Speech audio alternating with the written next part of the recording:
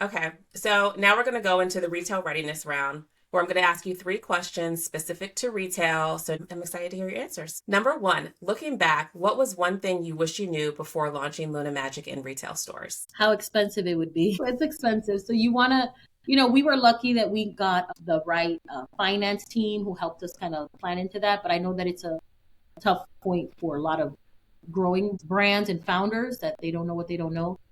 I would advise every founder, if you're thinking about retail, please invest in someone who understands the numbers to help you make sound cash flow decisions so that you're not like committing to something that you're like, whoa, how am I going to pay for this and payroll? Yeah, So yeah, no, it can great. be expensive. It's not impossible, but just, Make sure you're you know, planning for it and make you sure know you're what's planning. happening. Yeah. Correct.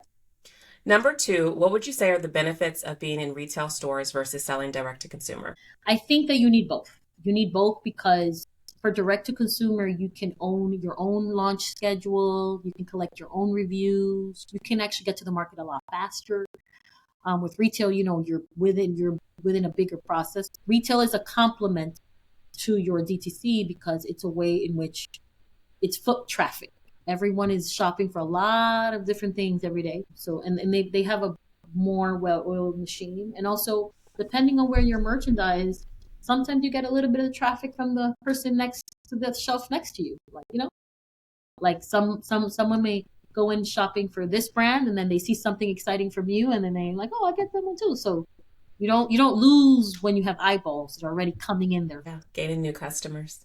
Mhm. And then number three, what advice would you give to emerging brands looking to build a business that stands out in retail? Great question.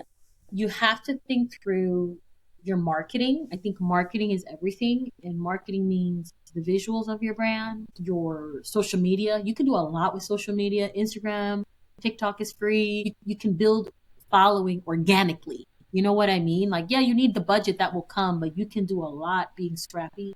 So I would say think through your messaging. Like, what do you stand for? What is your why?